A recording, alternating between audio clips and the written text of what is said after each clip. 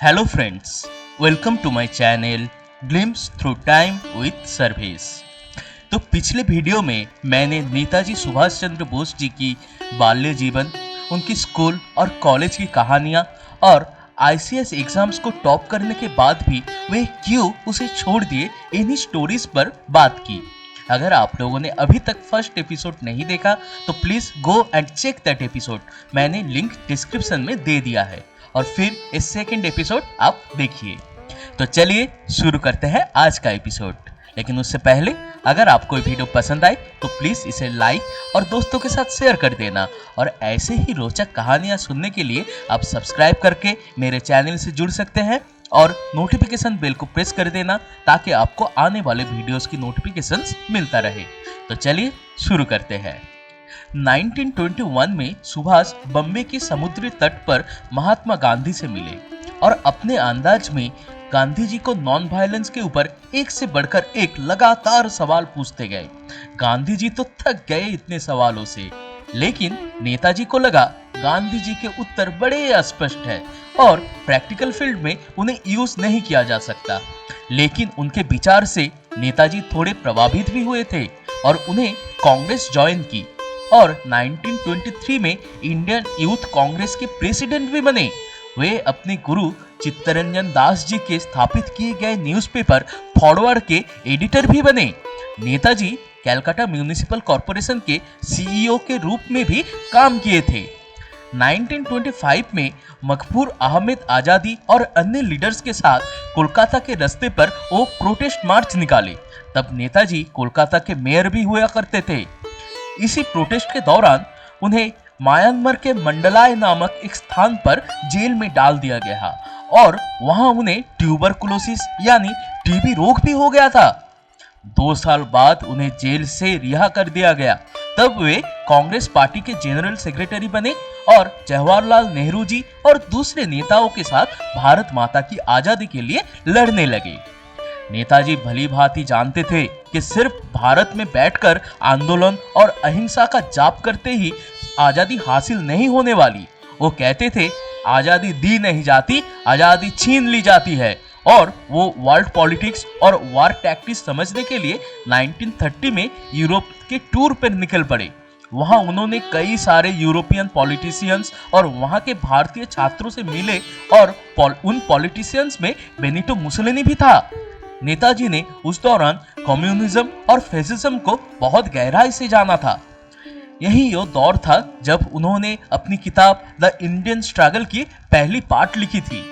1938 का समय था। सुभाष अब पूरे भारत के बहुत ही ज्यादा प्रसिद्ध लीडर बन चुके थे। पूरे भारत में मानो गांधी जी से ज्यादा सुभाष की चर्चे हुआ करता था और गांधी जी के साथ उनके मतभेद भी सामने आ रहे थे। इसी दौरान कांग्रेस प्रेसिडेंट के चुनाव का भी बारी आया। गांधी जी को लगा अगर सुभाष जीत गए तो कांग्रेस में गरम दल का दबदबा बढ़ जाएगा। तो गांधी जी ने सुभाष के विपरीत पट्टभी सीतारामैया को चुनाव में खड़ा कर दिया और घोषणा की सीतारामैया का हार मतलब मेरा हार है। लेकिन गांधी जी को हैरान करते हुए नेताजी चुनाव जीत गए और कांग्रेस के नए प्रेसिडेंट भी बने। गांधी जी को ये बातें सताने लगी और वे सुभाष जी के साथ मतभेद करने लगे। और ऐसे ही चलते चलते नेताजी इस्तीफा दे दिए और 1939 में ऑल इंडिया फॉरवर्ड ब्लॉक दल की स्थापना की।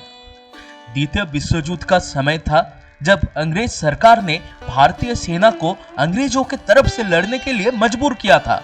तो नेताजी सिविल डिसोबीडियंस के मांग करने लगे और उन्होंने कोलकाता में हॉलोवेल मॉन्यूमेंट को हटाने की मांग में बहुत बड़ी प्रोटेस्ट की।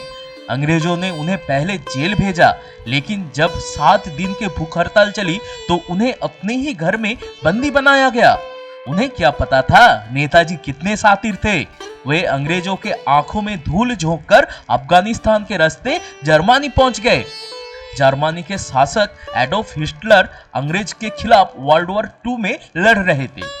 नेताजी ने प्लान बनाया कि शत्रु का शत्रु दोस्त होता है और उन्होंने हिटलर से मिलने की योजना बनाई। अब हिटलर तब पूरे विश्व को भयभीत करके रखा था। वह बहुत ही ज्यादा अत्याचारी और क्रूर व्यक्ति था और सुभाष अभी तक नेताजी नहीं बने थे।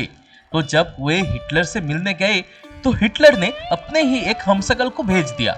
वो आया और सुभाष को नमस्ते कर हाथ मिलाने के लिए हाथ बढ़ाया, लेकिन सुभाष जी इतने शातिर थे, वो एक झटके में पहचान लिए ये हिटलर नहीं है और उन्होंने हाथ मिलाने से मना कर दिया और बोला, मैं तो बस असली हिटलर से ही अपनी बात बताऊंगा।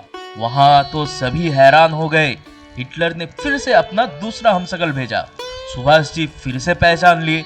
अब हिटलर खुद बाहर आके सुभाष को देखने लगे तो सुभाष उठकर उनके पास गए और कहा, नमस्ते, मेरा नाम सुभाष चंद्र बोस है और मैं भारत से आया हूँ।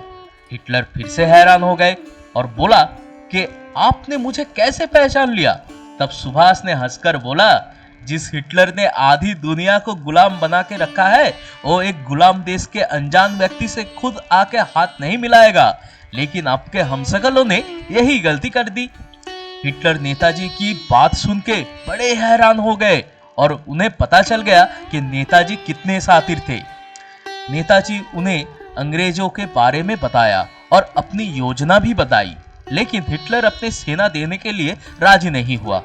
परंतु नेताजी के साहस और इंटेलिजेंसी से प्रभावित होकर उसने जर्मन वार में बंदी हुए भारतीय सेना को नेताजी के हवाले कर दिया और जापान जाने के लिए उन्हें सबमरीन देकर हेल्प भी की। अब 1943 में नेताजी जापान पहुंचे और वहां उन्होंने रासबिहारी बोस जी की आजाद हिंद फौज की कप्तानी संभाली और जय हिंद और चलो दिल्ली का नारा लगाकर भारत माता की आजादी के लिए निकल पड़े। उन्होंने ना केवल आर्मी बनाई, उन्होंने आजाद हिंद रेडियो की भी स्थापना की थी और उस रेडियो स्टेशन से वे भारत में बैठे भारतीयों का मनोबल भी बढ़ाने लगे। उन्होंने ही बर्मा में के टेरिटोरी में अंग्रेजों के साथ काफी लड़ाइयां लड़ी और दिसंबर 30, 1943 में नेताजी ने अंडमान और निकोबार में स्वाधीन भारत का तिरंगा लहराया और उन्होंने उन द्वीपों का नाम रखा स्वाधीन एवं स्वराज।